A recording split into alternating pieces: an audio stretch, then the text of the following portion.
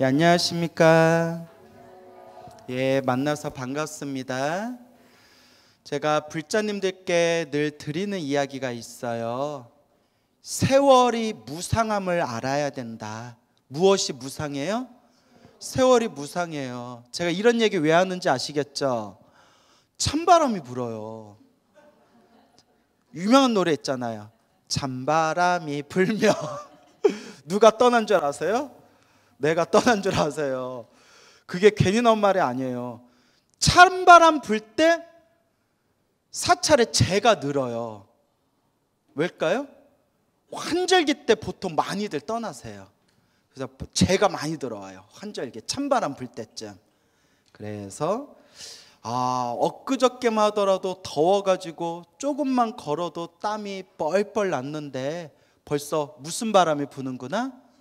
찬바람이 부는구나 라는 생각이 듭니다. 세월이 이와 같이 신속하게 참으로 손살같이 흘러가고 있습니다. 그래서 어른들이 늘 하시는 말씀이지만 염라대왕이 언제 데려갈 줄 안다 모른다? 모른다. 염라대왕이 언제 데려갈 줄 모른다. 그래서 지금 이 순간 간절하게 염불을 해야 돼요. 아유, 내일 하지, 내일 모레 하지 하다가 딱 정신 차려 보니까 누구 앞에 있어요? 염라대왕 앞에 있어요. 그래서 지금 해야 돼. 언제 해야 된다? 지금 해야 된다. 그래서 우리 부처님 경전에도, 무량수경이라는 경전에도 죽기 전에 나무아미탑을, 아미타 부처님 이름 10번만 부르면 반드시 극락세계에 태어날 수 있다라고 되어 있고, 또 저도 불자님들께 자주 드리는 이야기지만 제 소원이, 저 숨 끊어질 때 뭐 하면서 죽는 게 소원이라고 했어요? 아미타불, 아미타 부처님 하고 염불하면서 죽는 게 소원이라고 했잖아요. 그러려면 얼마나 평소에 많이 닦아야 되겠어요. 이렇게 시계 보고 이제 나 죽을 때 됐네. 10, 9, 8, 7 나무아미타불, 나무아미타불, 나무아미타불. 이거 돼요, 안 돼요? 안 돼요. 이거 절대 안 돼요. 예? 그렇기 때문에 살아생전에 평소에 지금 이 순간에 간절히 염불해야 나 숨 끊어질 때 나무아미타불, 관세음보살, 지장보살 외치면서 갈 수가 있는 거예요. 그래서 제 주변에 불교 공부 좀 많이 하셨다는 분들 중에서도 돌아가실 때 황망하게 돌아가신 분들 이야기를 들으면 죽으면서 또렷또렷한 정신으로 딱 염불하면서 죽는 게 얼마나 어려운 일일까. 나 숨 끊어질 때 나무아미타불 염불하고 숨 끊어질 수 있다면 내 한평생 중로로 타면서 내가 헛되게 수행한 것은 아니겠구나라는 생각이 들어요. 그만큼 어려워서 그래요. 그래서 지금 이 순간 자꾸 염불이 습관이 돼야 돼요. 무엇이 습관이 돼야 된다? 염불이 습관이 돼야 된다. 얼마 전에 모 불교대학에서, 모 사찰 불교대학에서 제가 특강을 갔는데 어느 불자님이 스님 광우 스님 하고 막 난리가 나신 거예요. 예, 제 팬이세요 했더니 하루 종일 스님 법문만 들어요 이러더라고요. 하루 종일 제 법문만 듣는다. 잘 때도 제 법문 들으면서 잔대요. 그러면서 하신 말씀이, 스님 법문 듣고 기도를 본격적으로 시작했는데 너무나 가피를 많이 받아가지고 그저 감사할 따름이라고. 그래서 무슨 기도하세요 했더니 매일 틈틈이 법화경 사경하시고 또 항상 신묘장구 대다란이를 항상 독송하신대요. 그래서 늘 신묘장구 대다란이 독송하시고 또 틈틈이 법화경 사경하신다고. 그래서 제가 기도하니까 마음이 편안하시죠 했더니 너무 마음이 편안하고 알게 모르게 일들이 술술 풀리고 안정되는 게 느껴진다고. 너무 감사합니다 하시더라고요. 근데 이거는 제 덕분이 아니에요. 제 덕택이 아니라 누가 기도한 거예요? 본인이 기도한 거예요. 본인이 기도해서 본인이 가피를 받는 거예요. 그래서 제가 늘 부처님을 의지하고 늘 불보살님을 의지하면서 부처님 말씀을 의지하면서 닦아나가야 된다라고 늘 말씀을 드리는 겁니다. 그래서 우리같이 평범한 불자들이 수행하는 데 있어서 가장 좋은 방법이 바로 염불이에요. 뭐라고요? 염불. 어디서든 할 수가 있잖아요. 걸어 다니면서도 염불할 수 있고, 차를 타고 염불할 수 있고, 누워서도 염불할 수 있잖아요. 소리를 내든 소리를 내지 않든 무엇을 하는 게 핵심이라고 했어요? 마음을 집중하는 거. 소리를 내든 소리를 안 내든 딱 마음을 집중하는 게 염불의 핵심이에요. 그렇게 염불하고 염불하다 보면 은은한 불보살님의 에너지가 우리를 보호해 주시고 우리를 항상 바른 길로 이끌어 주시는 것을 자기가 은은하게 느끼게 된다. 이게 바로 명운가피예요. 있는 듯 없는 듯, 보이듯 안 보이듯 그림자와 같이 따라다니면서 나를 보호해 주는 가피가 바로 명운가피예요. 근데 염불을 열심히 해도 별로 효험이 없는 사람들이 있어요. 염불은 엄청 열심히 하는데도 좀 삿된 길에 빠져드는 사람이 있어요. 그러니까 염불만 한다고 다 잘 풀리는 게 아니라 염불을 열심히 했는데도 이상한 데 빠져드는 사람들이 있어요. 왜 그런가 하고, 왜 부처님께 저렇게 기도 열심히 하고 염불을 열심히 했는데 왜 저렇게 이상한 삿된 곳에 빠져들까 하고 봤더니 딱 두 가지더라고요. 첫째, 지혜가 없어서 그래요. 뭐가 없어서? 지혜가 없어서 그래요. 지혜가 없으니까 염불하고 기도하면서도 자꾸 엉뚱한 것에 자꾸 빠져드는 거예요. 지혜가 없어서 그래요. 그러면 지혜를 닦으려면 어떻게 해야 되느냐? 결국 경전의 말씀. 부처님은 이와 같이 말씀하셨다. 부처님의 말씀에 근거를 둬야 됩니다. 부처님의 말씀. 두 번째가 뭐냐?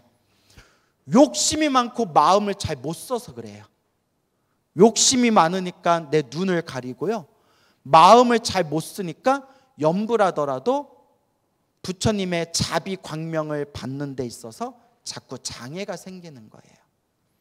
그러니까 기도하고 염불하더라도 욕심을 좀 내려놓고, 그리고 부처님의 지혜를 좀 닦아 나아가면서 그렇게 마음을 잘 쓰며 수행을 해야 됩니다. 그렇게 염불해야 됩니다. 아시겠죠? 그래서 그와 같이 이제 꾸준히 우리가 닦아 나가는데, 부처님께서 세상에 출현하시고 수많은 중생들을 제도하십니다. 그 부처님께서 수많은 중생들을 제도하시고 수많은 제자들을 받아들이게 되시는데, 그 수많은 부처님의 거룩한 제자분들 중에서도 부처님의 생애, 부처님의 일대기에서 가장 유명하신 분이 바로 10대 제자예요. 몇 대 제자? 10대 제자. 여러분 10대 제자 다 외워요? 못 외워요? 와준 것만도 고마워요. 그러면 알았어요. 10대 50% 5분은 외워요? 못 외워요? 5분 외워요? 갑자기 내가 시킬까봐 대답 안 하죠 지금. 에? 외워요 하면 내가 시킬까봐. 알았어요. 3분은 외워요? 못 외워요? 3분은 외운다. 그래요. 그래서 이제 부처님의 10대 제자라고 있는데, 부처님의 10대 제자 중에서도 오른팔 왼팔이라고 불렸던 수제자 두 분이 계세요. 그 수제자를 상수제자라고 해요. 무슨 제자? 상수제자. 가장 뛰어난 제자다. 그래서 저쪽 남방불교 쪽은 상수제자 하면 지혜제일 사립은 신통제일 목건련, 이렇게 두 분을 상수제자라고 부릅니다. 근데 이 두 분의 상수 제자분께서 부처님보다 먼저 세상을 떠나세요. 부처님보다 사리불 스님하고 목련 스님이 우리 석가모니 부처님보다 먼저 세상을 떠나세요. 그러다 보니까 부처님이 세상을 떠나고 난 뒤에 부처님의 수제자와 같은 역할을 하신 분이 이제 우리 북방에서는 마하가섭 스님 그리고 아난 스님을 또 이렇게 부처님의 후계자, 대표되는 후계자 스님으로 설정을 해놓습니다. 그래서 저쪽 남방불교에서는 미얀마, 스리랑카, 태국 같은 남방불교에서는 부처님 양 옆에 보통 사리불 스님, 목건련 스님이 이렇게 양옆에 서 계시는 그런 모습이 많고요. 우리 북방불교에서는 부처님 옆에 마하가섭 스님 그리고 아난 스님 두 분이 이렇게 서 있는 모습이 많습니다. 그래서 마하가섭 스님은 흰머리에 늙은 노인의 모습으로 부처님 옆에 서 있고요. 아난 스님은 파릇파릇한 젊은 청년의 모습으로 옆에 이렇게 서 계세요. 어쨌거나 그렇게 이제 사리불 스님과 목건련 스님을 경전에도 분명히 나오지만 부처님의 오른팔 왼팔 상수제자라고 불렀어요. 그 중에서 부처님 10대 제자 중에서도 지혜 제일이 바로 사리불 스님.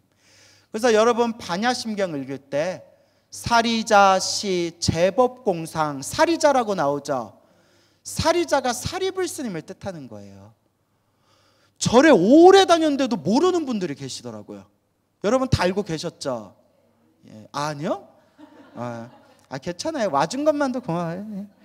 그래서 사리자, 사리자시 제법공상 할 때 사리자가 누구를 말한다? 사리불 스님이에요. 엄마 이름이 사리였대요. 그래서 사리의 아들 해가지고 사리자라고 한 거예요. 예. 그래서 사리자, 사리불, 지혜를 상징하시는 똑같은 분입니다. 그래서 지혜 제일이 사리불 스님이고 신통 제일이 바로 목건련, 목건련이라고도 하고 줄여서 두 글자로 뭐라고 해요? 목련이라고도 하고 저 팔리어로는 네 글자로 뭐라고 할까요? 오, 똑똑하시다. 목갈라나라고 해요. 그래서 목갈라나, 목건련, 목련 이렇게 다 똑같은 스님이세요. 그런데 우리 부처님 가르침에 의하면 탐욕, 성냄, 어리석음, 탐진치 이 삼독이 소멸하고 번뇌와 망상이 싹 사라지며 모든 욕망에서 벗어난 거룩한 성자를 아라한이라고 해요. 뭐라고 한다? 아라한. 그래서 아라한을 응공이라고 불러요. 뭐라 부른다? 예, 아라한을 한문으로 표기할 때 응공이라고 해요. 응당히, 마땅히란 뜻이에요. 공양. 응공하면 응당히, 마땅히 공양받을 만한 분, 존경받아 마땅한 분이란 뜻이에요. 그래서 아라한을 응공이라고 하는데 부처님 10가지 별명 중에 하나가 바로 응공이에요. 그렇죠? 그래서 열애, 응공, 전병지, 명현조, 선서, 세간의, 무상사, 조어장부, 천인사, 불, 세존 열애 시포라고 나오잖아요. 그래서 응공. 근데 여러분 헷갈리시면 안 돼요. 아라한, 응공, 부처님도 아라한이고 부처님 제자들도 아라한이지만 부처님 아라한과 부처님 제자 아라한은 차이가 있다 없다? 차이가 있어요. 깨달음의 경지라든가 지혜와 자비, 심통, 복덕에 있어서 하늘과 땅만큼 차이가 있어요. 그러니까 부처님도 아라한이라고 부르고 부처님 제자분들도 아라한이라고 부르지만 하늘과 땅만큼 차이가 있는 거예요. 우리 한국 불교를 대표하는 가장 큰 스님을 종정스님이라고 하잖아요. 그죠? 지휘상으로 종정, 조계종을 대표하는 큰 스님에서 종정이라고 부르잖아요. 종정 스님도 스님이라고 부르고 광우 스님도 스님이라고 부르지만 똑같은 스님이지만 종정 스님하고 광우 스님하고 위치가 같아요, 달라요? 다르잖아요. 똑같은 거예요. 아라한도 똑같은 아라한이지만 부처님이신 아라한과 부처님 제자이신 아라한이 하늘과 땅만큼 차이가 있대요. 그래서 법화경, 묘법, 연화경, 법화경 같은 경전에 보면 아라한이 되는 것도 불교의 진정한 목표가 아니다. 아라한이 되는 것도 그냥 중간 단계에 불과할 뿐이다. 그러니까 아라한들도 자기가 아라한이라고 해서 만족하지 말고 무엇을 목표로 더 수행해야 된다? 성불, 부처가 되는 성불을 목표로 수행해야 된다. 이런 내용이 법화경에 쫙 펼쳐지잖아요.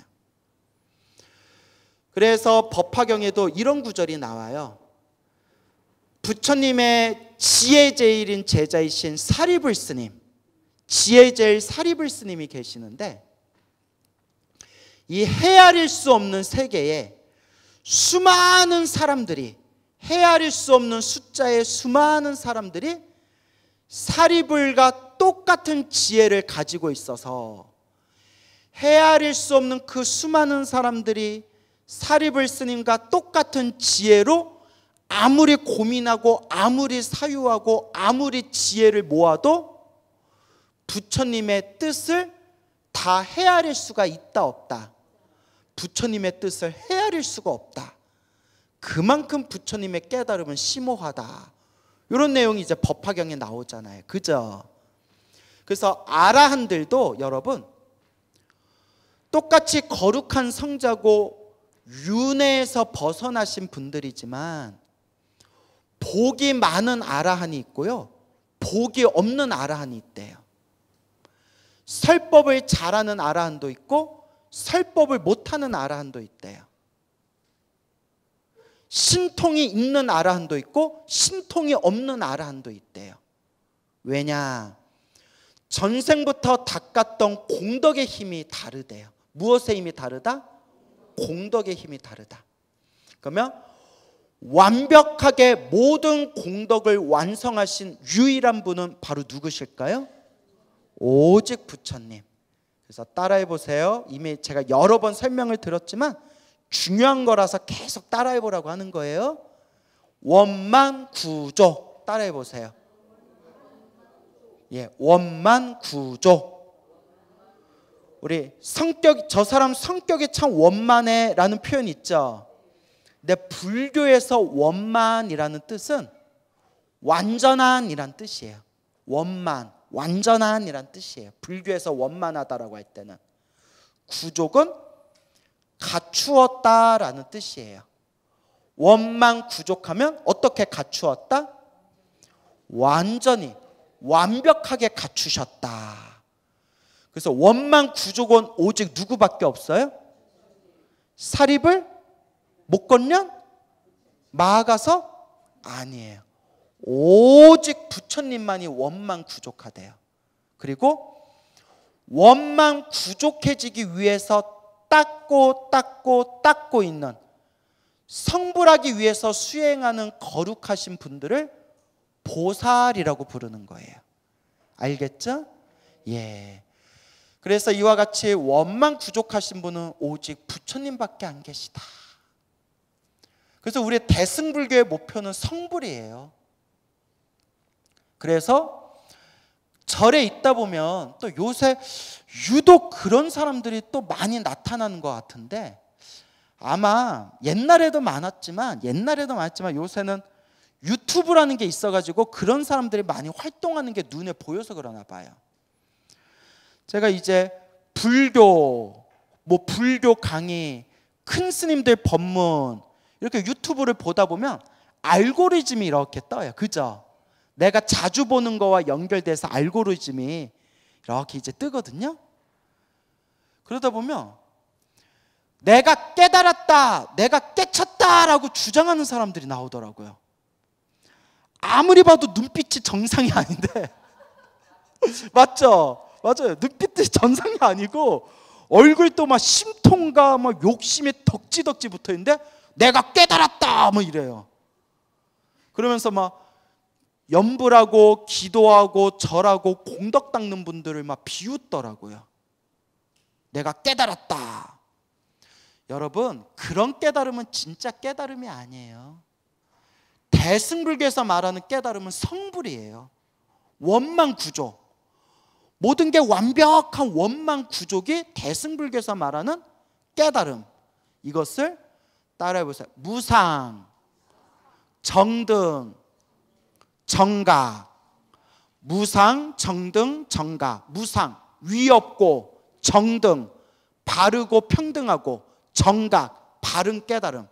위 없이 바르고 평등한 바른 깨달음. 무상, 정등, 정각을 반야심경에서 뭐라고 하죠?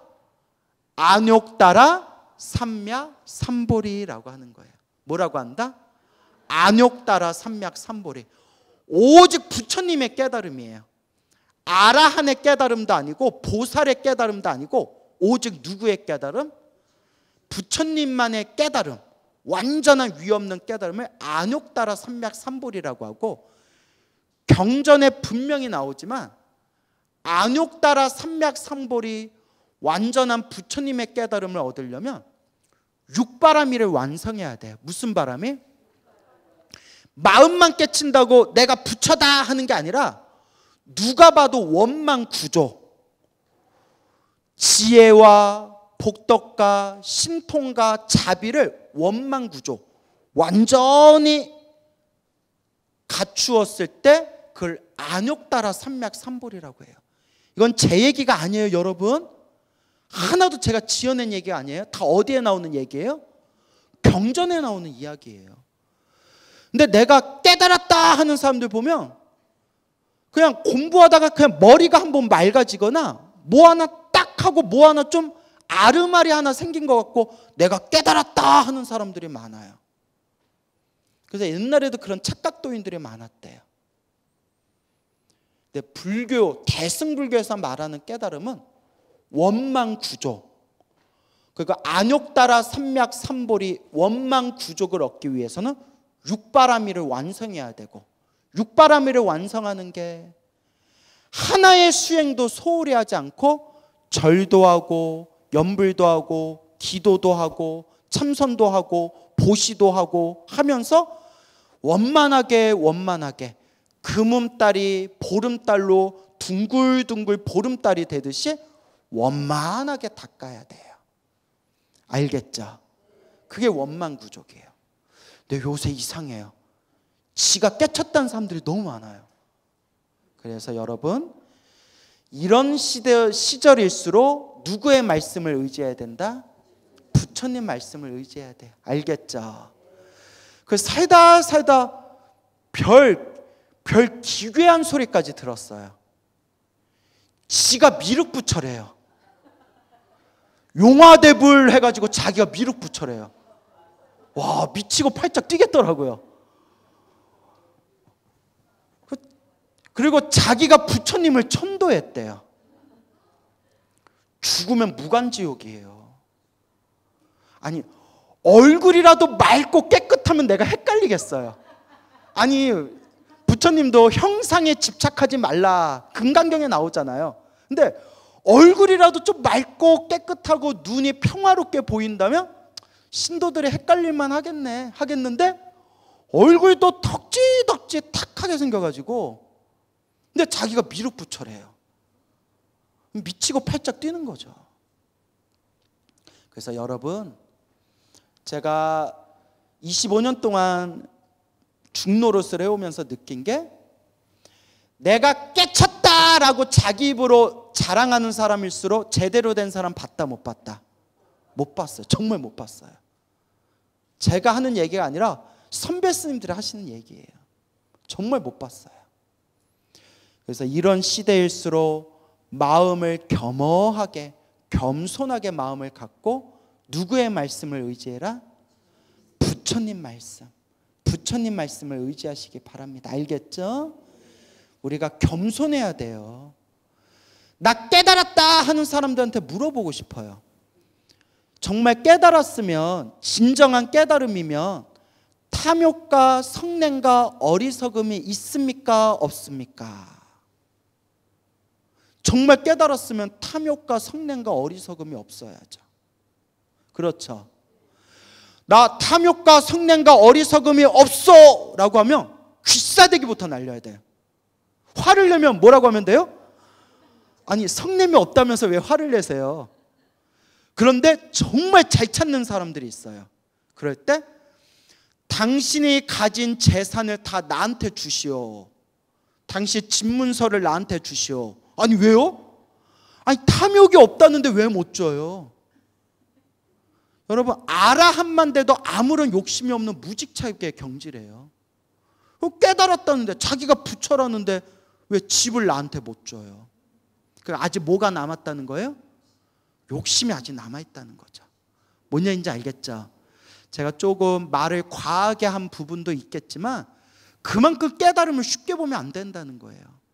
그래서 스스로를 보세요. 내가 탐욕이 있는가 없는가? 내가 성냄이 있는가 없는가?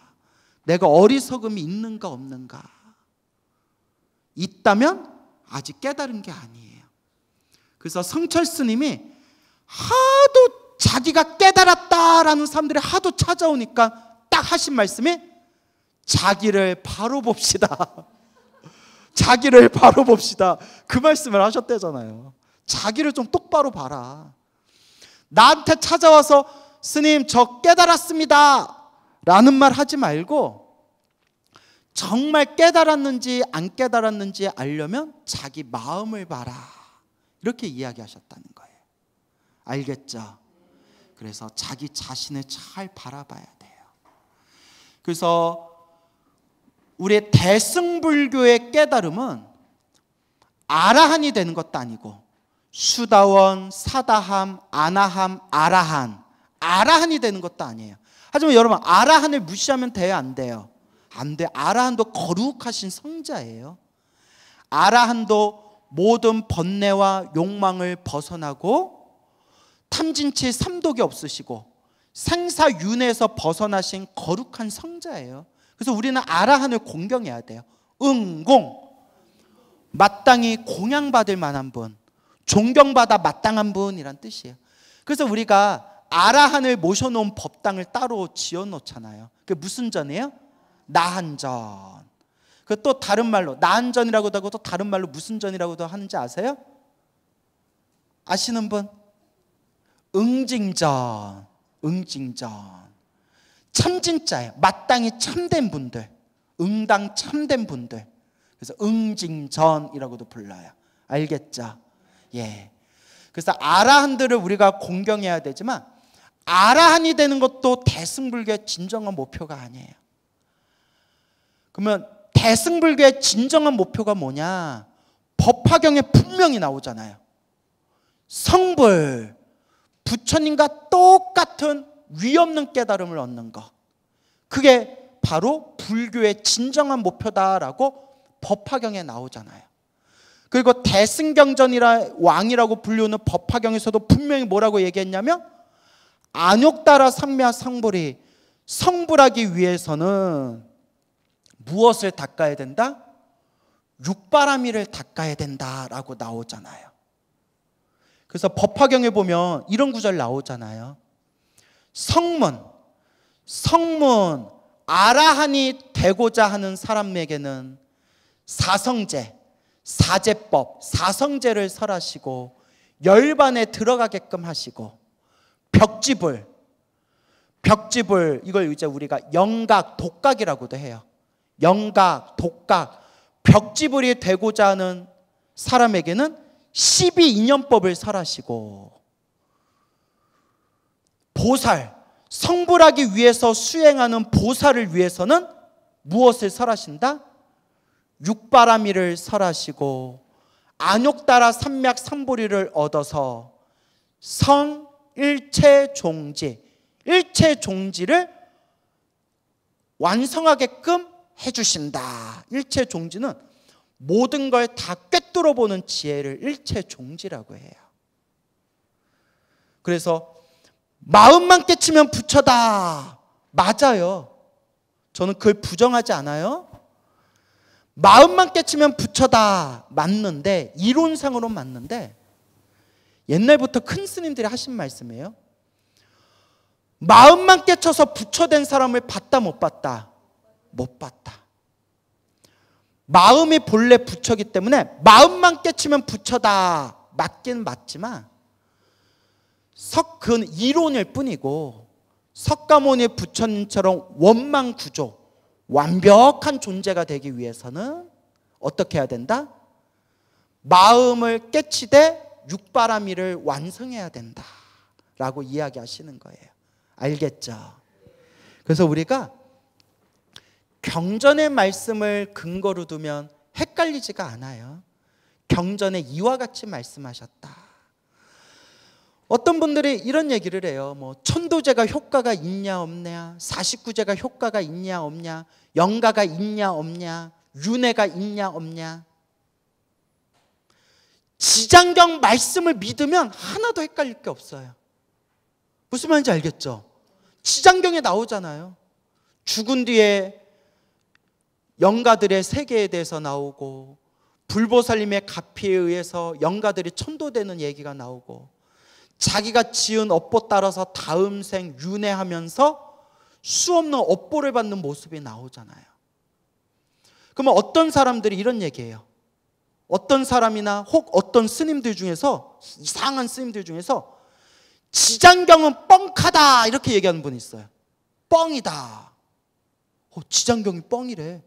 스님, 광운 스님, 누구 법문 듣고 강의 들었는데 지장경이 뻥이래요. 저 어떡해요? 자, 여러분, 저라면 차라리 그냥 무엇을 믿겠어요? 지장경을 믿겠어요. 그냥 번뇌망상 가득한 중생의 말을 믿느니 좀 황당하고 좀 어렵고 좀 이해가 안 되는 내용이라 하더라도 전 차라리 누구 말씀을 믿겠다? 지장경 말씀을 믿겠어요. 왜? 역대 깨달았다는 큰 스님들이 다 지장경 말씀을 진실이라고 하셨거든요. 저는 그냥 지장경 말씀을 믿겠어요. 헷갈릴 필요 없어요.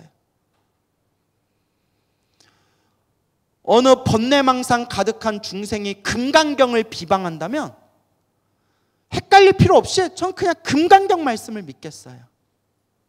어떤 어리석은 중생들이 법화경을 비방한다면 헷갈릴 필요 없어요. 저는 그냥 법화경을 믿겠어요. 왜냐? 안전빵. 부처님 말씀 믿는 게 안전빵이에요. 경전의 말씀 믿는 게 안전빵이에요. 그런데 경전의 말씀을 나온 대로 얘기하지 않고 자기 멋대로 해석하는 사람들이 요새 많아요. 그래서 저는 부처님 말씀 믿습니다. 부처님 말씀 믿는 마음으로 한 글자 한 글자 사경하거나 한 글자 한 글자 부처님 말씀을 있는 그대로 독송하는 분들이 참 귀한 분들이다라는 생각이 들어요. 자기 생각 일으키지 않고 부처님 말씀 하나하나 한자 한자 또박또박 사경하고 한자 한자 한 문장 한 문장 독송하는 거. 그래서 아까도 말씀드렸지만 지혜제일 사리불 스님 같은 지혜를 갖춘 사람들이, 헤아릴 수 없이 수많은 사람들이 지혜를 짜내고 짜내서 지혜를 모아도 누구의 뜻을 헤아릴 수 없다? 부처님 뜻을 티끌만큼도 헤아릴 수가 없다. 근데 부처님 가르친 공부할 때 나라는 생각을 놓으세요. 부처님 말씀 보면 하나도 나쁜 내용 없어요. 그렇잖아요. 부모님께 효도해라, 중생을 사랑해라, 나쁜 짓 하지 말아라, 마음 공부해라. 부처님 말씀은 믿으면 믿을수록 공덕이 쌓이는 말씀이지 이 세상하고 부딪히거나 세상과 모순되는 법문이 하나도 없어요. 당연한 거잖아요. 부모님께 효도해라, 중생들을 사랑해라, 살아있는 생명을 존중해라, 복을 짓고 선업을 짓고 공덕을 닦아라, 마음을 깨쳐라. 부처님 말씀은 하나도 틀린 게 없어요. 그러니 내가 부처님 말씀을 잘 닦느냐 못 닦느냐 그게 중요하지, 이게 지장경 말씀이 진짠가? 법화경 말씀이 진짠가? 불교 대승경전의 말씀이 진짠가? 극락세계가 정말 있나? 요새는 머리 깎은 스님들 중에서도 극락세계가 없다라고 말하는 분들이 있어요. 이런 얘기하면 좀 부끄럽지만 요새는 연락이 끊겨서 못 만나고 있는데, 예전에 친하게 지냈던 스님이 있었어요. 스님이 참 착했어요. 착했던 스님인데, 착했는데 그분은 명상을 좋아했어요. 어떻게 보면 약간 명상 지상주의자였어요. 오직 명상. 명상도 좋죠. 그런데 그분이 이제 법당에서 기도하던 기도 스님이고 제를 지내던 제 스님이었는데, 뭐 얘기를 하다가 자기는 극락세계를 안 믿는데요. 극락세계를 안 믿는데요. 근데 극락세계 안 믿냐? 안 믿는다. 안 믿냐? 자기 안 믿는데요. 넌 이제부터 천도제 지내지 말아라. 네, 그랬어요. 무슨 말인지 알겠죠? 신도들은 스님만 믿고, 우리 스님이, 우리 조상님들, 우리 부모님들 천도 잘 지내주시겠지, 극락세계 보내주시겠지, 스님만 믿고 있는 돈 없는 돈 모아가지고 천도제 공양 올리고 천도제 지내는데, 요령 흔드는 스님이 천도제 극락세계가 믿질 않는 사람이 어떻게 천도제를 지낼 수 있냐고. 이거 신도들 속이는 거 아니냐고. 근데 저는 이제 법문하는 법사 스님이기 때문에 제가 기도할 일이 별로 없어요. 스님들도 다들 자기 분야가 있기 때문에. 근데 예전에 저도 이렇게 제 지낼 때 제 지내면서 마음으로 간절하게 전 뭐라고 했냐면, 부처님, 제가 수행의 힘이 부족해서 영가를 천도할 능력이 없습니다. 하지만 부처님 가피는 분명히 있지 않습니까? 제가 천도할 수 있는 능력은 부족하지만 오직 무엇의 힘으로? 부처님 염불 가피의 힘으로, 부처님 제발 제 앞에 있는 이 영가를 제발 천도해 주십시오. 믿습니다 하면서 저는 요령을 흔들었어요. 이렇게 얘기할까 내 자랑 같아서 미안하네. 근데 이제 지금 제가 천도제를 잘 안 지내니까 저는 이제 법문 위주로 하니까, 그런 믿음으로 저는 극락세계를 믿으니까, 부처님 제발 저 영가들을 제발 극락세계로 데려가 주십시오. 왜냐? 안 데려가면 누가 고생이에요? 내가 고생이거든요. 내가 재진했는데, 내가 재진해놓고 영가들의 천도 못 되면 내가 업이 되거든요. 무서워요 이게.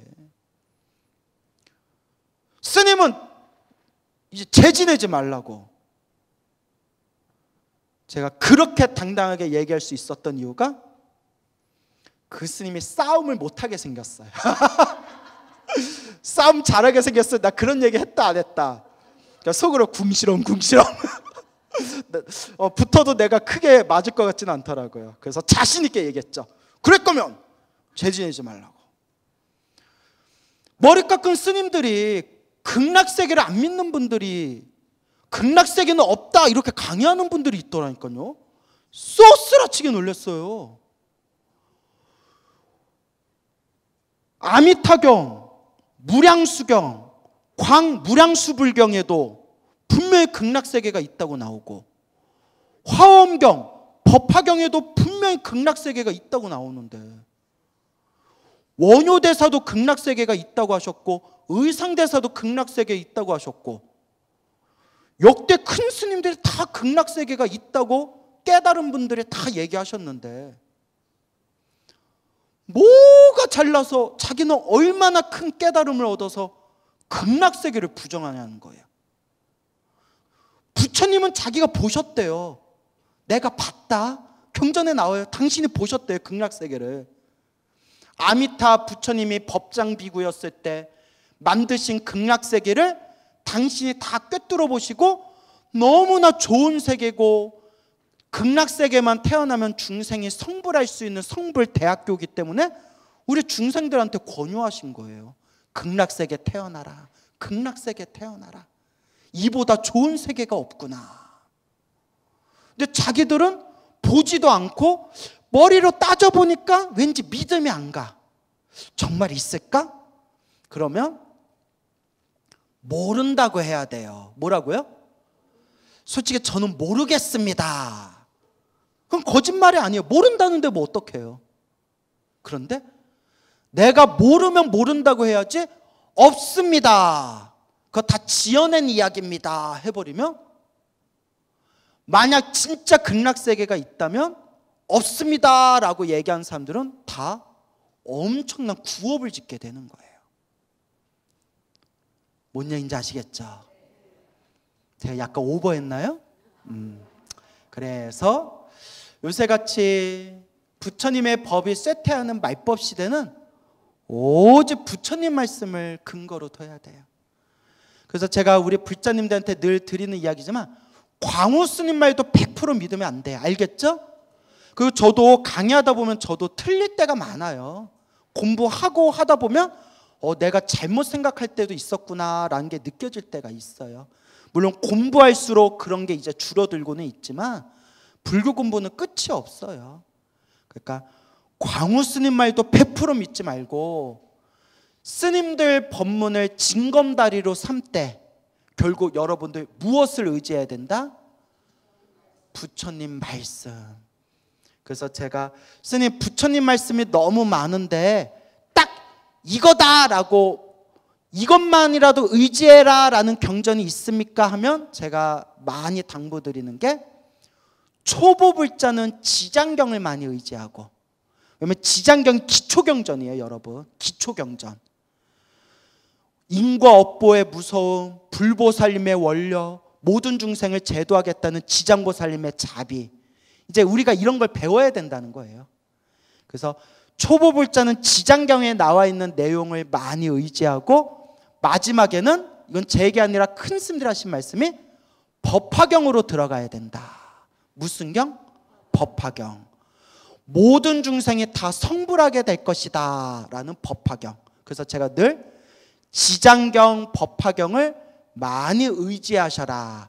근데 그것만 보면 안 되는데 너무 경전이 많으니까 그냥 딱 대승경전에서 우리 불자들이 이것만이라도 꼭 봐라 하는 게 제가 제 나름대로 지장경, 법화경. 그리고 마지막 꼭 당부드리는 게, 다음 생 다시 우리가 태어난다면 어느 세계가 최고다? 성불대학교, 극락세계가 최고의 세상이다. 그러니 저는 부처님 가르친 공부하는 게 너무 좋아요 라는 불자들은 매일매일 기도하고 염불하면서 다음 생상 극락세계 꼭 완생하여 지이다라고 꼭 발언하셔라 라고 말씀드리고 싶습니다. 알겠죠? 부처님과 아라한은 이와 같이 지혜와 복덕, 신통과 자비에 있어서 큰 차이가 있다.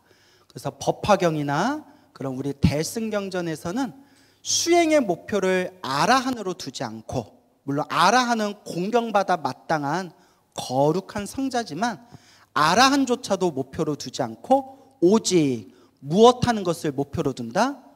성불. 성불의 깨달음. 그러니까 부처님과 똑같은 깨달음을 뭐라고 부른다고 했죠? 안욕다라 삼맥 삼보리. 안욕다라 삼맥 삼보리를 깨달으려면, 이루려면, 완성하려면 단순히 그냥 마음을 깨친다라는 수준을 넘어서 무엇을 완성해야 된다? 육바라밀을 완성해야 된다라고, 제 얘기가 아니라 어디에 나오는 말씀이다? 경전에 나오는 말씀이다.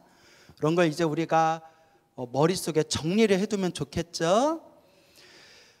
어느 날 서가모니 부처님께서 공양을 마치시고 경행을 하고 계셨어요. 경행. 경행은 걸으면서 하는 명상을 경행이라고 해요.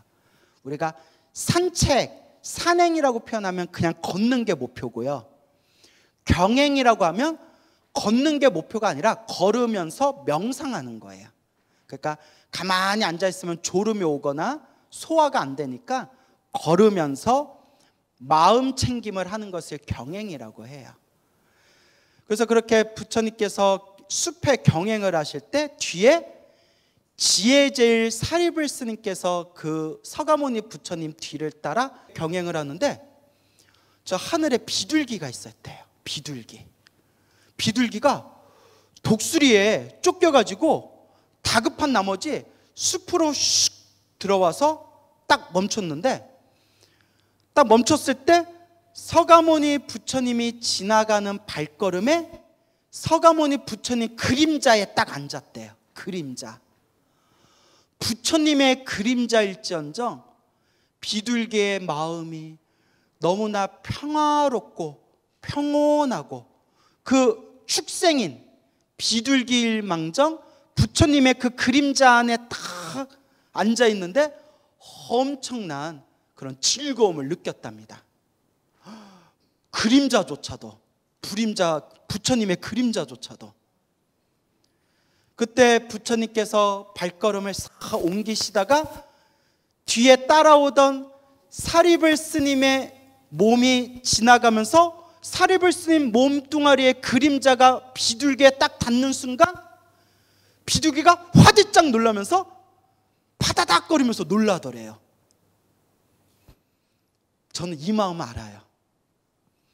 큰 스님 모시고 가는데 우리 큰 스님이 지나갔을 때 걔가 큰 스님 보고 헤헤헤헤거려요. 그 내가 아이고 똥강아지 하는데 나를 보고 막 짖어요.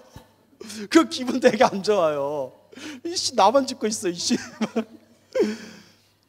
무슨 말인지 알겠죠? 비둘기가 석가모니 부처님 그림자 안에 있을 때는 평화롭고 평온하고 즐거움을 느꼈는데 부처님이 지나가시고 사리불 스님의 그림자가 스치는 순간 비둘기가 화들짝 놀라고 파다닥거리고 두려움에 떠는 거예요. 명색이 부처님의 오른팔 지혜제일 사리불이에요. 지혜제일 사리불이 부처님께 이와 같이 여쭤봐요.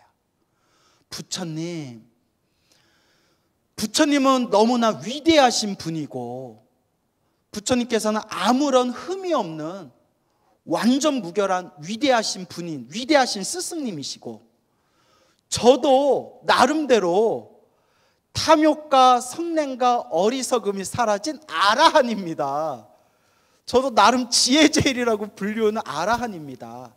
그런데 비둘기가 제 그림자에 닿는 순간 어찌하여 저렇게 화들짝 놀라고 두려움에 떠는 겁니까? 부처님이 이와 같이 말씀하십니다. 사리불이여 붓다. 열애는 부처님이 이제 스스로를 표현할 때 열애라는 표현을 많이 쓰셨어요.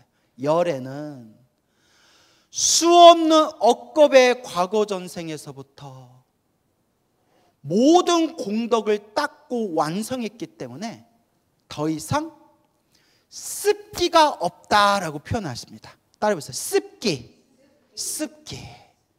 쉽게 말하면 냄새예요. 냄새. 에너지, 냄새예요. 그러니까 코로 맡을 수 있는 냄새가 아니라 수없는 과거 전생에서부터 쌓이고 쌓인 습관이라는 에너지, 냄새예요. 그러니까 비유를 들면 여러분들 삼겹살집에서 삼겹살 먹었어요? 지글지글 삼겹살 먹고 먹기는 다 먹었지만 집에 와도 뭐가 남아있어요? 냄새가 남았잖아요. 먹기는 다 먹었어도 그 냄새가 습기예요. 습기. 그때 부처님께서 지혜제일 사리불 스님에게 이와 같이 말씀하셨습니다. 그대는 탐진치 삼독이 소멸해서 아란이 됐지만 탐진치 삼독이 소멸했지만 무엇이 남아있다? 습기가 남아있다. 고기는 다 먹고 집으로 돌아왔지만 고깃집에서 벗어나서 집으로 돌아왔지만 뭐가 남아있다? 냄새가 남아있는 거예요. 이제 이해 가시죠? 예, 이게 경전하고 논서에 나오는 이야기예요. 습기조차 완벽하게 사라지신 분은 오직 누구밖에 없다? 부처님밖에 없다는 거예요. 그러니까 제가 몸에 막 때가 많아요. 때가 많아서 깨끗하게 빡빡 닦아가지고 깨끗하게 빡빡 닦아서 몸이 깨끗해진 상태에서 시원한 바람에 기분 좋게 몸이 깔끔하게 건조까지 된 거라. 때는 벗기긴 벗겼는데 아직 몸에 뭐가 묻어 있는 거예요? 막 물기가 막 습기가 막 습한 습기, 물방울이 막 몸에 남아 있고 묻어 있는 거예요. 무슨 비유인지 알겠죠? 부처님은 습기조차 완전히 사라지신 흠이 없는 분이고, 아라한들은 아직 무엇이 남아있다? 번뇌는 없지만, 번뇌망상은 없지만 그 습기가 남아있다. 습기조차 사라지신 분은 오직 누구밖에 없다? 부처님밖에 없다. 그래서 아라한은 번뇌망상은 없지만 막 욕심내고 화를 내고 짜증내고 남을 괴롭히고 이런 거는 싹 사라졌지만 실수는 한대요. 뭔 한다? 실수는 한대요. 그래서 아라한들이 이렇게 실수하는 내용이 경전에 보면 또 나와요. 불교설화에 보면 실수조차 없는 완벽한 분은 누구밖에 없다? 부처님밖에 없대요. 그때 사리불 스님이 부처님, 제가 부처님 아래 지혜 제일이라고 불리우고 있지만 부처님의 깨달음, 부처님의 위대한 공덕에 비하면 저의 경지는 보잘것 없습니다. 저 또한 부처님과 같은 완전한 공덕을 이루기 위해서 몸과 마음을 아끼지 않겠습니다 라는 내용이 쫙 펼쳐져요. 그래서 대승불교 관점에서 보면 아라한은 거룩한 존재지만 부처님과 비교했을 때 분명히 차이가 있다. 그래서 부처님은 그 습기조차도 완전히 소멸하신 분이다. 완전 무결하신 분이다 라고 이야기하고 있습니다. 그래서 이제 생각나는 분이 경어라는 스님이 있었어요. 경어선사. 100몇십 년 전에 근대 한국 불교의 영웅이라고 불렸던 경어선사라고 있었는데, 솔직히 말하면 경어선사가 오늘날 우리 한국 불교에서 굉장히 논쟁의 여지가 많은 그런 큰 스님이세요. 왜냐? 참선에서 깨달음을 얻으셨다라는 긍정적인 입장이 있고요. 근데 깨달음을 얻으신 것 치고는 살아오신 삶이 너무나 걸림없고 거침없고 너무나 계율을 막 어겼다. 너무나 파괴를 많이 했다라는 부정적인 입장도 있어요. 긍정적인 입장에서는 깨달은 자는 걸림이 없다. 그래서 계율 같은 것도 자유자재로 깨달음을 얻지 못한 중생을 위해서 계율이 있는 거지, 경어 스님처럼 깨달으신 분은 계율조차 필요 없다. 계율을 초월하시고 계율을 초월해서 중생을 제도하는 분이다. 이렇게 얘기하는 분도 있고, 아무리 그래도 부처님 제자인데 경어 스님이 저렇게 깨달은 뒤에 살았던 삶의 행적을 보면 경어 스님은 제대로 깨친 분이 아니다 라고 비판적으로 주장하는 분들이 있어요. 그러니까 참선 위주로 공부하신 분들은 경어 스님을 높이 보는 경향이 있고요, 경전 위주로, 부처님 말씀 경전 위주로 공부한 입장에서는 경어 스님은 문제가 많은 분이다. 그래서 심지어는 경어 스님 때문에 한국 불교가 이렇게 문란해졌다라고까지 극언을 하신 분도 있었어요. 근데 이제 평가는 각자의 몫이에요. 근데 저도 경어 스님의 일대기, 경어 스님의 생애에 대한 책을 읽어봤는데 20대 때는 우와 멋있다, 멋지다라고 생각했는데 나이가 들수록 좀 이상한데? 좀 이상한데? 예.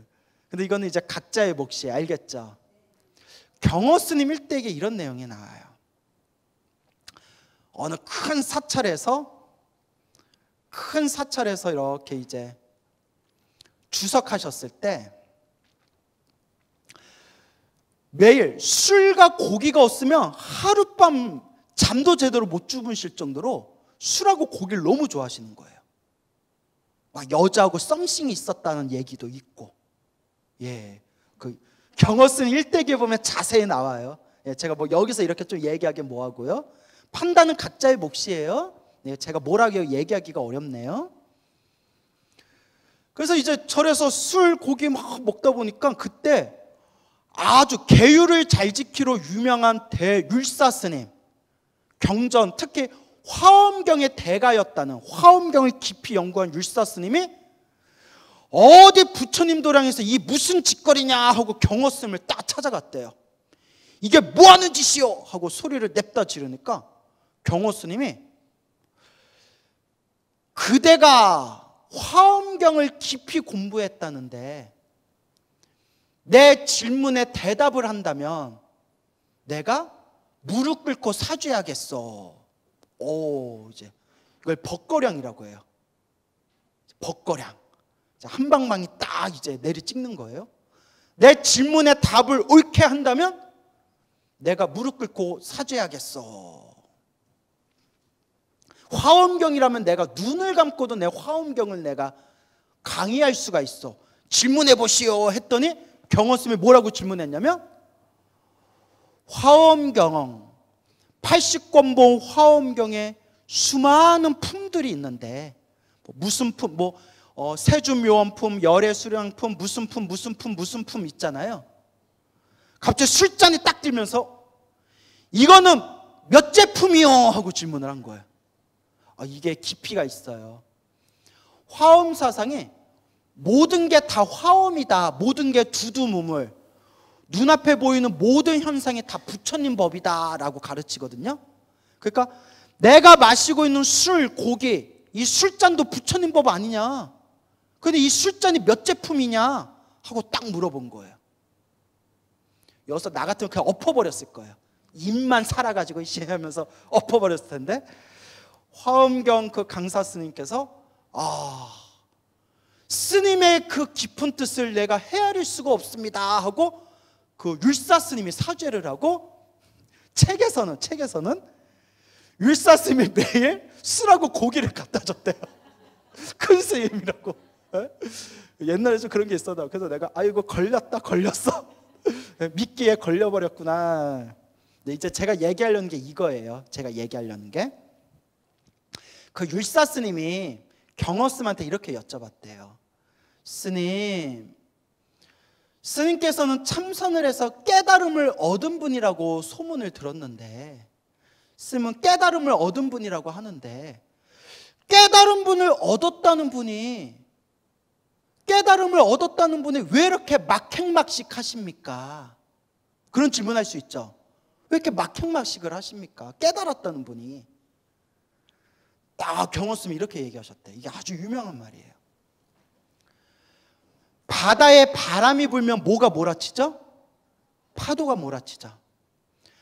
바람에 몰아치던 파도가 바람이 멈췄어도 파도에 일렁임이 남아있듯이 내가 내 마음이 부처인 거는 알았지만 뭐는 남아있다네? 습기는 남아있다네 라는 얘기를 하셨대요. 정리가 되세요? 예.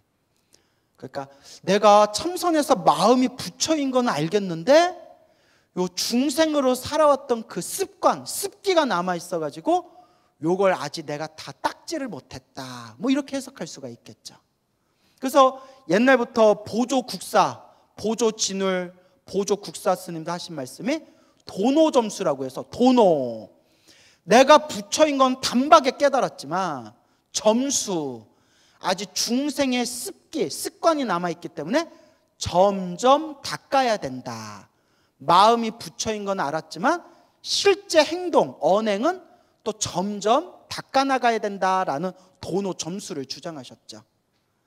하지만 경전의 입장에서 보면 경허스님이 본인이 참선해서 깨달음을 얻었다라는 것이 착각이었다, 진짜 깨달음이 아니라 착각 깨달음이었다 라고 주장하는 분들도 있어요. 뭔 얘기인지 알겠죠? 근데 이런 부분이 어려워요. 또 솔직히 말하면 우리 한국불교 우리 선배 스님, 어른 스님들 중에 그 경어 스님 족보, 경어 스님 라인이신 큰 스님들이 많기 때문에 벌써부터 제가 경어 스님에 대해서 이렇게 얘기했다는 것 자체가 벌써 제가 좀 쫄려요. 예? 물론 우리 선배 어른 스님들이 요 헬로부터 TV를 안 볼 거라 생각을 하지만 원래 스님들은 스님 법문 잘 안 듣거든요. 그런데 워낙 이 한국 불교계가 엄청 좁아요. 좁기 때문에 이거 경어 스님 함부로 건들면 안 되는데, 예, 그렇게 이제 우스갯소리로 그런 얘기를 해봅니다. 판단은 자기의 몫이, 알겠죠? 하지만 그냥 제가 늘 주장하는 대로 부처님 경전에 근거를 두자면 수행이 잘 되면 잘 될수록 계율을 저절로 지키게 된대요. 그래서 여러분 이런 내용이 나와요. 불교에서 계율을 가장 완벽하게 잘 지킨 분이 누굴까요? 맞아요. 부처님이에요. 계율을 누가 만들었어요? 부처님. 부처님이 계율을 만드셨지만 누가 가장 계율을 잘 지켰어요? 부처님이 제일 잘 지키셨어요. 내가 만들었으니까 내가 만들었으니까 내가 어길게 이러지 않으셨어요. 중생의 모범이 되기 위해서 부처님이야말로 더 이상 계율이 필요 없는 분이지만 중생의 모범이 되기 위해서 가장 계율을 잘 지킨 분이 바로 누구시다? 부처님이셨다라는 걸 우리가 항상 고민해야 돼요. 그래서 우리 한국 불교 역사에서 한때 참선을 위주로 공부하는 선종이라는 게 너무나 큰 영향력을 미치다 보니까 경전을 게을리하던 시절이 있었어요. 부처님 말씀을 게을리하고 마음만 깨치면 되지라고 주장하고 부처님 말씀보다는 선사, 큰 스님들을 오히려 스승으로 의지하던 시절이 있었어요. 그러니까 부처님을 스승으로 의지하는 게 아니라 스님을 스승으로 의지하던 시절이 있었어요. 그러면서 시간이 지나면서 여러 어떤 시행착오 끝에 요새 또 젊은 스님들이 하는 이야기는 결국 누구에게로 돌아가야 된다? 부처님으로 돌아가야 된다. 결국은 부처님 말씀을 근거로 삼아야 되고 결국 우리의 스승은 큰 스님들이 아니라 부처님에게로 돌아가야 된다. 근데 당연한 얘기죠. 이건 상식이에요. 우리의 스승은 부처님이고 우리가 부처님의 말씀을 근거로 삼아서 공부해야 된다. 그래서 왜냐? 아무리 큰 스님들이 깨달음을 얻었다 하더라도 존경받아 마땅하지만 부처님 깨달음과 같다 다르다. 부처님과 같은 완전한 깨달음을 얻은 분은 누구밖에 안 계시다? 부처님밖에 안 계시다. 이것도 제 얘기가 아니라 누가 하신 말씀이에요? 부처님 경전에 나오는 말씀이에요. 그래서 저는 그냥 항상 상식적인 얘기예요. 부처님 경전에 의지하자. 부처님 말씀을 근거로 삼자. 부처님을 스승으로 삼자. 그래서 이런 상식적인 불교가 펼쳐져야 됩니다. 알겠죠? 하지만 중요한 거는 우리 중생들은 탐욕과 성냄과 어리석음이 너무 깊고 탐욕과 성냄과 어리석음이 너무 깊기 때문에 우리 습기가 어때요? 우리 습기가 너무 강해요. 중생의 이 강한 습기를 업습이라고 해요. 뭐라고 한다? 업습. 욕심내는 습관, 성내는 습관, 짜증내는 습관, 막 온갖 업의 습관들이 꽉 들이차 있어요. 자기를 바로 봅시다. 내 자신을 있는 그대로 보면 내 마음에 욕망과 욕심이 가득한 걸 알 수 있어요. 웬만큼 닦아도 이게 쉽게 없어지지가 않아요. 평생 참선을 하셨다는 큰 스님도 돌아가실 때까지 화내는 습관을 못 버리셨대요. 누군지 말하면 돼요, 안 돼요? 여기서 이제 끊을게요. 너무 깊이 들어가면 골치 아파요. 예? 어떤 스스로 깨달음을 얻었다고 말씀하시는 큰 스님은 살아있을 때, 당신 살아있을 때 당신 모습을 조각상을 만들어가지고 사람들한테 좀 구설수에 올랐어요. 원래 본인 살아있을 때 법당에다 본인 조각상을 모신다 안 모신다? 안 모시죠. 딱 봐도 이상하지 않아요? 예. 아니, 깨달았다는 분이 오히려 집착이 없어야 되는데 당신 아직 살아계신데도 당신 조각상을 딱 돌로 만들어가지고 모셔놓고 그래서 야, 깨달으면 저런 거냐? 희한해요. 예. 그래서 정토종이라는 게 생기게 됐어요. 무슨 종? 정토종. 정토종이 뭐냐? 우리 중생들이 수행하는 모습을 보니까 100이면 99명이 너무나 업습이, 너무나 업의 습관이 두꺼워서 웬만큼 수행해도 사람이 쉽게 변한다 안 변한다? 안 변한다. 그리고 웬만큼 수행해도 수행이 잘 되는 것 같다가도 딱 경계에 부딪히면 원래 본성이 튀어나오더라. 그리고 실제로 정토종에서 이런 자기 힘으로 혼자 수행하는 분들을 비판할 때 쓰는 표현이 몸 건강하고 정신이 멀쩡할 때는 내가 깨달았다, 내가 수행이 깊다라는 식으로 얘기하다가 막상 코앞에 죽음이 코앞에 닥치고 몸에 병이 생겨서 몸과 마음이 무너져 버리니까 막 손발을 휘저으면서 죽음이 코앞에 이르렀을 때 평상시에 자기가 수행이 깊다라고 했던 공부가 다 날아가 버리더라. 그래서 옛날 큰 스님들이 뭐라고 하셨냐면 내가 정말 수행이 잘 됐는지 알려면 꿈에서도 수행이 되느냐라고 물어보셨어요. 어디서도 수행이 되느냐? 꿈에서도 수행이 되느냐? 그걸 몽중일여라고 해요. 무슨 일여? 몽중일여. 꿈속에서도 한결같냐? 그리고 또 유명한 얘기가 오늘 또 여러분들 하나 배우시네요. 따라해 보세요. 병중일여. 딱 눈치채셨죠? 언제도 공부가 살아있어야 된다? 아플 때에도, 병에 걸려서 아플 때에도 공부가 또렷또렷하게 살아있냐? 이거 겁나 힘들어요. 제가 해봤는데 꿈은 말할 것도 없고 제가 배탈이 한번 났었어요.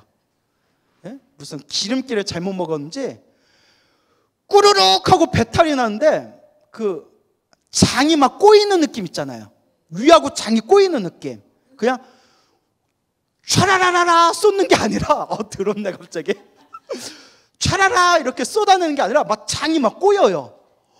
장이 막 꼬이는데 와 진짜 나 이러다 나 죽겠다 싶은 생각이 들더라고요. 그 토사광란이라고 하죠. 막 위아래로 막 쏟아지는 거. 장이 꼬이면서 위경련. 야, 나 위경련이 그렇게 아픈 건지 처음 알았어요. 위가 덜덜덜덜덜덜 하고 막 위가 꼬이는데 아미타불 이렇게 되더라고요. 아미타불 막 이렇게 뭐 염불이고 뭐가 없어. 아파 죽겠는데 부처님 그리고 막 우리 코로나 걸리고 독감 걸렸을 때 뭐 온몸에 막 욱신욱신 아플 때에도 염불이 되느냐 안 되느냐. 병중일여예요. 몸이 엄청나게 아플 때에도 살아있냐 안 살아있냐. 누군지 밝힐 수는 없는데 지금 세상을 떠나신 큰 스님이세요. 몇 년 전에 세상을 떠나신 분인데 어른 스님이셨는데요. 인터넷 치면 나오는 어른 스님이세요. 근데 그냥 소박하고 평생 일하면서 수행만 하시는 큰 스님이셨는데 그분 안마도 해드리고 그분 모시고 목욕탕도 갔다 온 적이 있었거든요. 놀라지 마세요. 배꼽이 없어요. 문드러졌어요. 배꼽이 녹아가지고 살이 녹아가지고 배꼽을 덮어버렸어요. 왜냐? 내 공부가 얼만큼 됐냐 실험하기 위해서 뜨거운 걸로 지졌대요. 내 공부가 살아있느냐 안 살아있느냐. 예. 그렇게 자기를 시험하던 스님도 계셨어요. 따라하면 된다 안 된다? 따라하지 마세요. 예, 이런 거 따라하지 마세요. 그냥 그렇게까지 당신을 극한으로 몰고 가면서 수행하셨던 그런 수행자 분들이 계셨다. 그 말씀 드리려는 거예요. 알겠죠? 그래서 병중이려. 꿈에서도 수행이 되느냐? 병이 들었을 때도 수행이 되느냐? 그래서 우리가 항상 겸손한 마음을 가져야 돼요.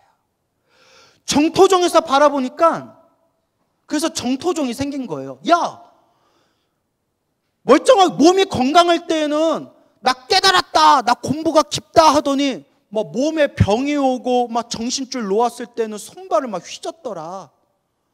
아이고, 웬만큼 수행해서는 중생의 업습이 쉽게 변하질 않는구나. 옛날 부처님 당시에는 부처님 법문 한마디 듣고도 그 자리에서 깨달음을 얻었다는데 지금 중생들의 업장이 너무 두꺼워서 안 되는구나. 그래서 만들어진 게 정토종이에요. 이 말법 시대에서는 제대로 수행하기 힘드니까 오직 부처님만 믿고 간절하게 나무아미탑을 연불해서 어디 태어나는 게 장땡이다? 극락세계 성불대학교 극락세계에 태어나면 아무런 고통도 없고 아무런 괴로움도 없고 모든 걸 완벽하게 갖추었기 때문에 아무런 걱정 근심 없이 하루 종일 뭐만 할 수 있어요? 수행만 할 수 있어요. 완벽한 조건 속에서. 이 얘기했더니 어떤 분이 아우 나 안 갈란다. 그거 뭔 재미냐. 근데 여러분 불교 공부가 세상에서 제일 재밌지 않아요? 예? 어서 김 빠지는 소리 하고 그래요. 다 자기 근기대로 자기 인연법대로 사는 거죠. 그래서 몽중이려 병중이려 참 중요해요. 그래서 극락세계를 성불대학교, 극락세계에 태어나면 무조건 성불을 보장받는다라고 해서 정토종이라는 게 생기게 돼요. 중국 불교에서. 인도 불교에서 내려오면서 중국 불교에서 본격적으로 정토종이 생기고, 그래서 뭐 인도 불교, 중국 불교 큰 스님들 할 것 없이 우리 한국 불교만 하더라도 원효대사도 아미타 부처님 극락세계를 찬탄하셨고, 의상대사는 아예 대놓고 화엄경을 연구하시던 큰 스님이지만 항상 앉을 때 어느 쪽을 보고 앉으셨다? 예, 서쪽을 보고 앉으셨대. 그래서 우리 서방정토 극락세계라고 하잖아요. 항상 서쪽을 보고 앉으셨고 항상 극락세계 태어나기를 발언하셨고, 역대 우리나라 큰 스님들도 한결같이 극락세계 태어나기를 발언하신 큰 스님들이 헤아릴 수 없이 많아요. 그래서 참선하는 사람들이 연불에서 극락세계 태어나기를 발언하는 연불 수행자들을 조금 이렇게 우습게 보는 경향이 있는데요, 그게 잘 몰라서 그래요. 무식해서 그래요. 참선하는 사람들이 가장 또 존경하는 대표적인 스님 중에 한 분이 서산대사예요. 그렇죠? 서산대사의 성가귀감 같은 책을 보면 참선하는 사람들이 반드시 봐야 할 책으로 손꼽히는 명저거든요. 근데 정작 참선하는 사람들이 가장 존경하는 분 중에 한 분인 서산대사도 서산대사 문집에 보면 제가 죽으면 오로지 아미타 극락세계에 태어날지이다 라고 발언문을 쓴 게 서산대사 문집에 있어요. 그러니까 참선하시는 분들이 가장 존경한다는 서산대사조차도 아미타 극락세계에 태어나기를 발언했어요. 무슨 말인지 알겠습니까?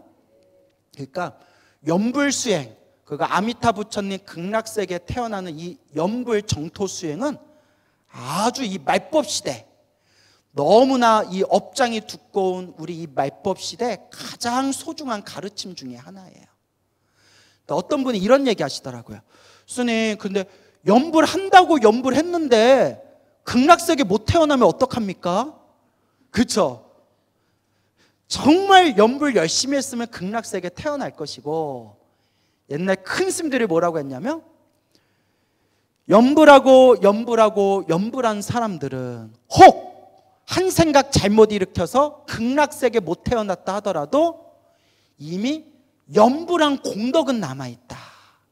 염불한 공덕은 남아있어서 다음 세상에 좋은 세상, 좋은 몸을 받게 될 것이고, 염불했던 공덕으로 다시 부처님 법을 만나게 될 것이고, 다시 부처님 법을 만나서 잘 수행해서 결국에는 극락세계에 태어나게 될 것이다.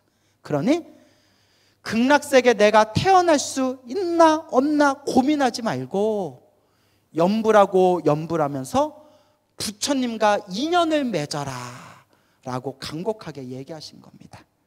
알겠습니까? 그래서 원래 이야기로 돌아와서 부처님께서 사리불 스님에게 이와 같이 말씀하십니다. 사리불이여, 요 비둘기가, 우리 원래 지금 비둘기 얘기했어요. 기억나세요? 또 갑자기 비둘기가 왜 나와? 이러면 안 돼요. 처음에 원래 비둘기, 부처님 그림자에서는 편안함을 느꼈고 사리불 그림자에서 두려움을 느꼈는데 이게 뭐 때문에 그렇다? 습기. 사리불이여, 저 비둘기가 과거에 몇 생 동안 비둘기였느냐라고 부처님이 물어보세요.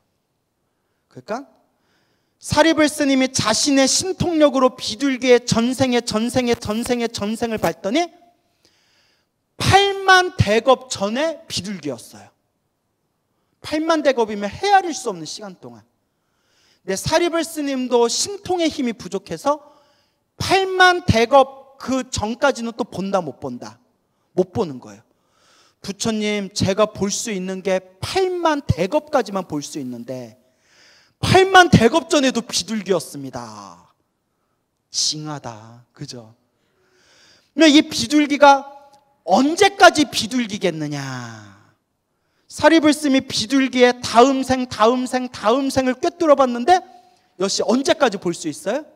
8만 대겁까지. 부처님, 제가 볼 수 있는 미래가 8만 대겁인데 8만 대겁까지 비둘기로 살고 있습니다. 자, 전문 용어로 뭐라고 했죠? 징하다, 징해. 그때 부처님이 이렇게 얘기하십니다. 사리불이여, 저 비둘기가 8만 대겁 미래까지 비둘기로 살다가 결국에는 사람의 몸을 받게 될 거고, 사람의 몸을 받은 뒤에 500생 동안, 몇 생 동안? 500생 동안 평범하고 어리석은 사람으로 500생 동안 사람 몸을 받을 것이며, 500생의 평범한 사람의 몸을 살고 난 뒤에 500생이 지나면 어느 부처님 시대 때 비구 스님을 만나서 비구 스님의 가르침을 듣고는 불법성 삼보에 귀의하겠습니다. 3귀의를 한 뒤에 저도 성불하고 싶습니다 라는 보리심을 내게 될 거다. 무슨 심? 보리심. 몇 생으로 사람으로 살고 난 뒤에? 500생 사람으로 살고 난 뒤에